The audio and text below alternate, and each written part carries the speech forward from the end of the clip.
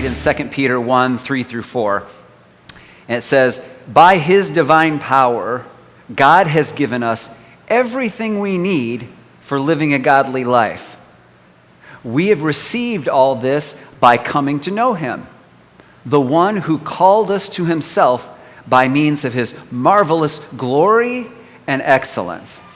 And because of his glory and excellence, he has given us great and precious promises. These are the promises that enable you to share in his divine nature and escape the world's corruption caused by human desires. So we started out talking about the promises that God makes so that we can live like he hopes we will. And these promises give us his power, which enable us to share in the very nature and character of God. We have to share his character because he gives us that power. We don't have to have all of it ourselves. Once we find Jesus and we submit ourselves to him, we accept him as Lord, he pours his Spirit into us, and that Spirit is active within us. And so it does things for us. It teaches us.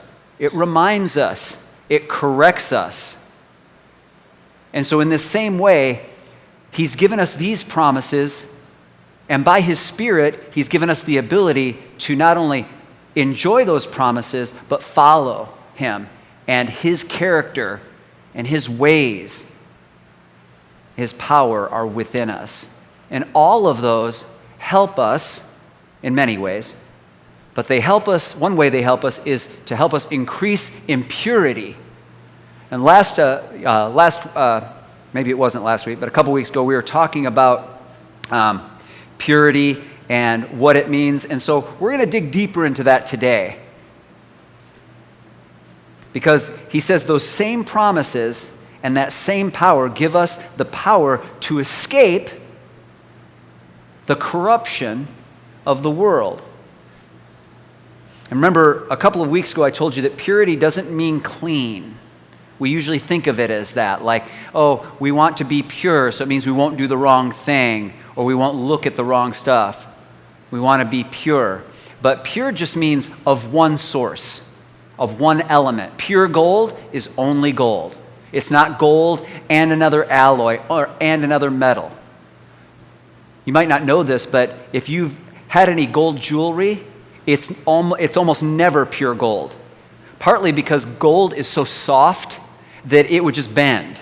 If you had a ring, you wouldn't be able to keep it in shape. Even like 24 karat gold, which is really high, in the amount of gold that's in that is a pretty small amount of gold actually in there because it's got to keep its shape. So they put other metals in there, they mix it in so that it'll be harder. But it's no longer pure. Doesn't make it bad, it's just no longer pure. Here, where God is talking about the idea of purity, he actually says that because we can accept his power and we can rely on his promises, that we can remain, once he pours the Spirit into us, we can remain of one source. What's been poured into us can remain pure and of one element, which in this case just means only God. Now, generally speaking too, we get the Spirit of God poured into us, we celebrate, and then the very next thing we do is we walk out into the world. And we hear things, and we see things, and we remember things, and things happen to us that start diluting that one source that's in us. So now we don't just have the Spirit of God within us, we have the spirit of fear, or we have the spirit of pride. And now we've got two things to wrestle with there, and that's mostly where we all live our lives, with some measure of mixture in there. The problem is that to a large degree, we actually want that mixture. Most of us are uncomfortable being just filled with God. We want to be filled with God, but we also want to be entertained. And so entertainment means looking on our devices and watching movies and listening to music, and a high percentage of the time, that stuff is not of God. Now, some of it is not of God specifically, but not all that great. And so we think, it's not all that bad. And so we listen to that, or we watch that, or we do those things. And then what happens is we're no longer of one element. We've got mixture in there. So that tells us that not only is maybe purity not all it's cracked up to be, but I'm doing okay right now. And you know what else sounds good? And then we take another step into that, and we watch things that are even worse. Or we listen to stuff that's even worse. Now that stuff is getting in there. Sometimes we don't do it on purpose, but most of us actually want a little bit of mixture. We think the world is pretty cool. And we think that God a lot of times and Jesus a lot of times isn't all that cool. But then we don't realize why we struggle. I read the Bible, it doesn't make a lot of sense to me. We have all this other stuff that goes on in our lives. You know what, I feel like I want what I want, and so when I don't get it, I just have a tantrum, whatever. You know, we all throw these kind of fits because we've got that mixture in there. So when we talk about purity here, it means of one source, and we want to protect that one source. When we go about our lives out in the world in a culture that at best is indifferent toward God, they don't really care one way or the other, but in many cases actually hostile toward God and the things of heaven, it can be difficult not to become corrupted, like it says here, escape the world's corruption. It's tough to not become corrupted by that culture. And when we spend time with people who are far from God and allow those people to influence us more than Jesus, then the ideas and the practices and the values that they have get poured over us, if not into us. And those all become a corrupting influence. They dilute that one source that's in here. That word that Peter's using there that we translate as corruption is a Greek word that means decay or ruin. So decay would be like if you leave your bike out and it rains and rains and rains and never stops raining. It's just raining all the time. It's very moist. In some places, you'll find it'll start to rust. And rust continues on and it eats through things. You may see maybe you see some metal that gets all kind of brown and crumbly. That is rust. That's decay. It's coming apart. It's falling apart in some way. And so that's what that means. When the corruption of the world gets into and it dilutes what's inside of us, then things just start crumbling away. It means they won't last. They ruin. And if we're continually diluted by the ways of the world, we're no longer of one source, no longer pure. But God gives us the power and the ability to escape all of that through His great and precious promises. Escape by His great and precious promises. So let's look at those. And mostly today we're going to focus on 1 Timothy 4. And so let's start in verse 12. Which is right here. It says, "Don't let anyone think less of you because you are young. Be an example to all believers in what you say, in the way you live, in your love, your faith, and in your purity." And that's our memory challenge for next week. Don't let anyone think less of you because you are young or any age. Be an example to all believers in what you say, in the way you live, in your love, your faith, and your purity. What this tells us is that even a young person, or any person for that matter, can lead and be a godly example in many ways, including purity. Now, in this specific letter, Paul is writing to a young pastor whose name is Timothy. But these principles are transferable, which means they'll work for any of us who, if we are hoping to increase in purity or the other characteristics on that list. So faith and purity, as well as the way we live, love, speak. Then the next few verses unlock how we increase in each of those elements. So in the next verse, in 1 Timothy 4:13, it says, Paul tells Timothy, God is telling us, Focus on reading the scriptures to the church. Encouraging the believers and teaching them. So he says to all of us, focus, for one thing, which is tough for a lot of us, even right now, I'm sure. He says, focus on reading scriptures, encouraging others, and teaching others. It doesn't have to just be in a church setting. It doesn't just have to be in a teaching setting. In our lives, if we read the scriptures regularly, if we're generally encouraging others, and sometimes we understand all that well enough to teach others, then we are going to grow in all of those areas that Paul mentions.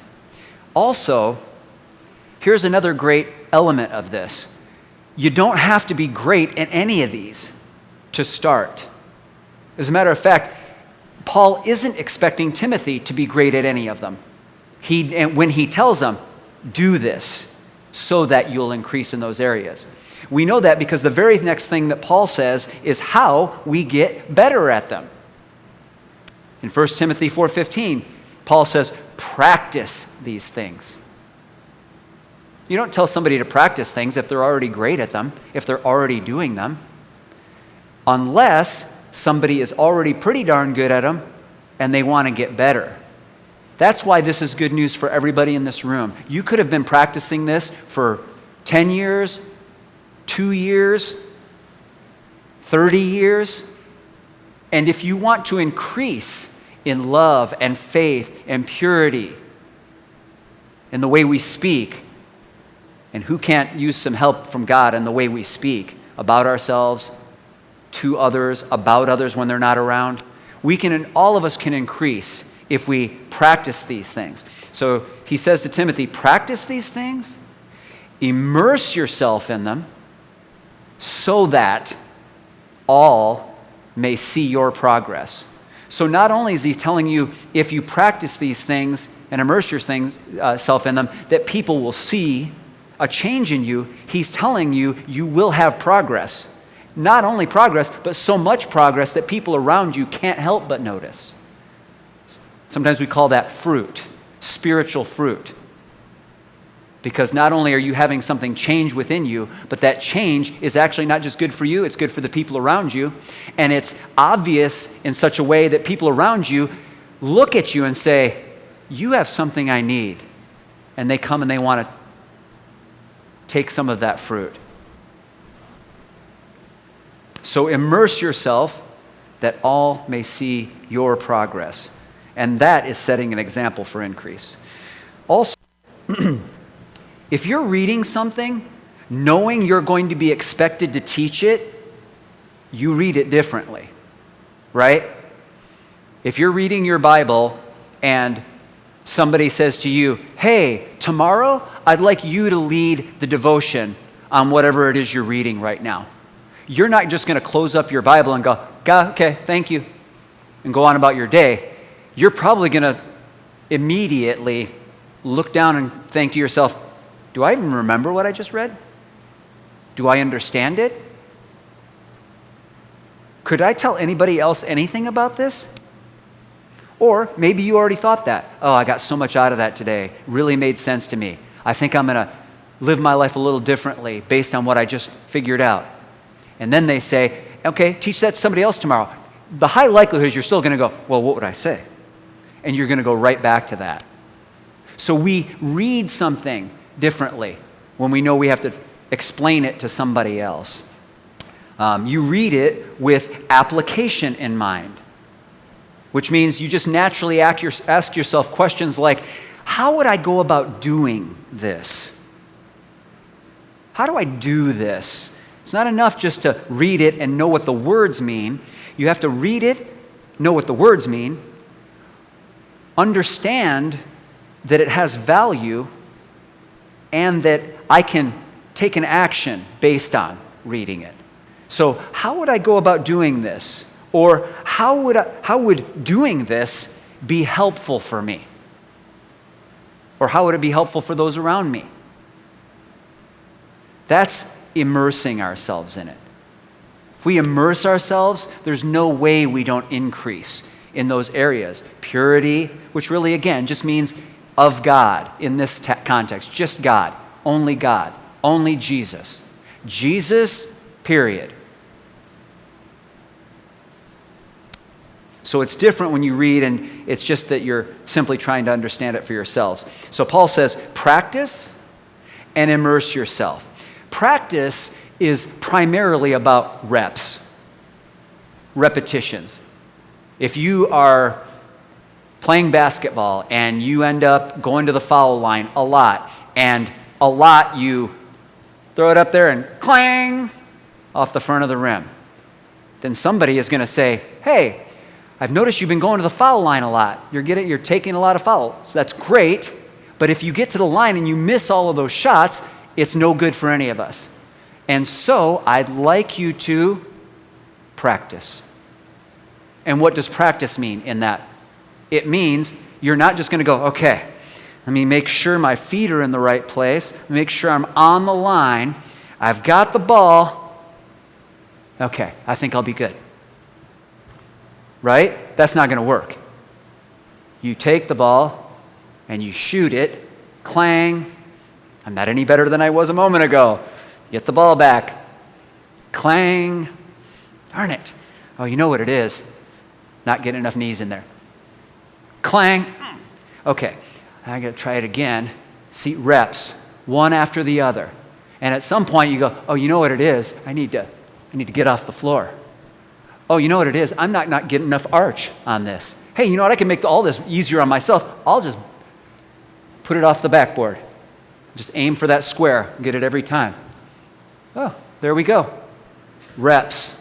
Practice. Practice is primarily about reps, but it's about repeating something over and over while at the same time looking for ways to improve as you go along. It's no good if what you're practicing is clang, clang, clang. That's no good. That's not practice. That's just reps. So this would be one reason that we need to read our Bibles and participate in devotions every day. It's practice. Notice that I didn't say read our Bibles every day and pay attention in devotions. Because again, what if I said participate in devotions, which doesn't always mean, wait, let me make a comment, or wait, I got an idea, or you know what else I thought about? If we're actually thinking to ourselves when we read our Bible and when we're listening and participating in devotions, if we're thinking those questions from earlier, how do I do this? When somebody else is reading or presenting a devotion, or even right now, if we're thinking to ourselves, how do I do this? How would doing this help me or help others around me? If we're thinking that every time we're sitting in devotions, then not only are we going to be more pure, more of one source, but we're going to increase in those things that Paul told us about, that God has promised to each one of us. And then what will happen is you will leave that moment, and later in the day, later in the week, I don't know, at some point, you're going to do something differently in your life. Or you're going to be about to do something, and you'll think to yourself, hold on, I should either stop or maybe stop and do something differently. And then I promise you, because he who promised is faithful, you're going to notice a difference. And it's going to be a good, positive difference. And then you're going to say to yourself, oh my goodness, this stuff works. And then the next day when you're reading your Bible, you're going to say, I'm going to figure out how this works. When somebody's doing a devotion, you're going to say to yourself, something in here is going to make me smarter, kinder, stronger, better in some way. I'm going to increase today. So it's not just enough to read. It's not just enough to listen when somebody else is reading. It's your responsibility to take that and say, I'm going to find something in here. I'm going to figure something out. Just like when you're on the basketball court, if somebody says, hey, you're missing all those foul shots, and then they say, hey, get out there and practice, but you don't say, I'm going to figure this out, you're not going to get any better. you're going to just practice clanging it right off the front of the rim. Maybe you get smart and you go, you know what? I can't figure this out on my own. So you say, hey, coach, what am I doing wrong? Guarantee you, every single coach, I can't believe you asked. I'm so glad you asked. Because there are people around you in your life. They're watching you go through your life and they're going, wow, just clanged it again. Oh, just clanged it again. It's so simple. People around you who are already doing this and trying to practice that staying of one element, it becomes pretty easy to stand near that and go, I can see what you're doing wrong here. That's why a lot of times in churches, people are all upset because you got a lot of people standing around you going, look at what you're doing wrong. Can I tell you what you're doing wrong? Let me tell you something else you're doing wrong. That's wrong. Hey, everybody, isn't this wrong? Yeah, it's wrong. And so we go, well, I don't want to be around any of you. But if you say to yourself, I'm going to figure this out, then when you're surrounded by those people, you find the ones who have figured it out. You don't have to listen to all of them. If you're at a practice and you're clanging them off the rim and you're the only one out there, you got a whole bench full of people who think they know better than you. But they're not out there. You ask the coach. You ask the ones you know will make it better for you. And in this case, you got lots of people around you who you could ask. And even if nobody was around, you could ask God, Lord, I'm trying to get this right. I'm not getting anywhere. I feel like I did 2 weeks ago or a year ago. This isn't working, Lord. I need you to show me what I'm doing wrong here. I need you to show me how to do this better. And again, he is faithful. So we got practice and immersion. The difference between practice and immersion is practice is primarily about reps. Immersion is just about surrounding yourself. It's like jumping in the pool. You jump in the pool, you can't not get wet. Because, especially if you go under the water, you are immersed. There's water all around you. So, if that water is good, then it's good for you. By the same token, if you're like, I don't want to listen to any of this, and you immerse yourself in stuff that's out in the world, the bad stuff, then you can't help but have that get all over you. So to say to yourself, it's okay, I go to church on Sunday. It's cool. I do devotions. It's all right. I live at a Christian children's home. And then go out to school or work or wherever it is you go and just do what everybody else is doing. There's no way to not get wet. There's no way, because you're immersing yourself in the junk. Then you got to come back and get it all cleaned off. But if we immerse ourselves, like jumping in the pool, surrounding ourselves, it would be like not only reading and sharing what we learn with others, like in the Bible, it would be like having worship music on while you're traveling somewhere. Like if you're in a vehicle and you've got music on and it's loud enough that you can hear the music over everybody that's in the vehicle, you are surrounded, you are immersed in sound. So if it's worship music, people lifting up Jesus, singing to God, about God, then you're going to get immersed in being pointed toward God and reminded who he is. You can do the same thing when you're cleaning the house or just doing a project. Just have that music on. It would have some sort of benefit. Now, if you tune it out, it has less benefit. But if you listen, immerse yourself in it, it carries with you. I mean, I know we sang Made for More here a good number of times. I don't know, maybe it was 6 times. But it was only 6 times.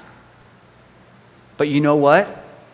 Some of you immersed yourself in that so that when somebody puts that song on a few days ago, everyone could sing it.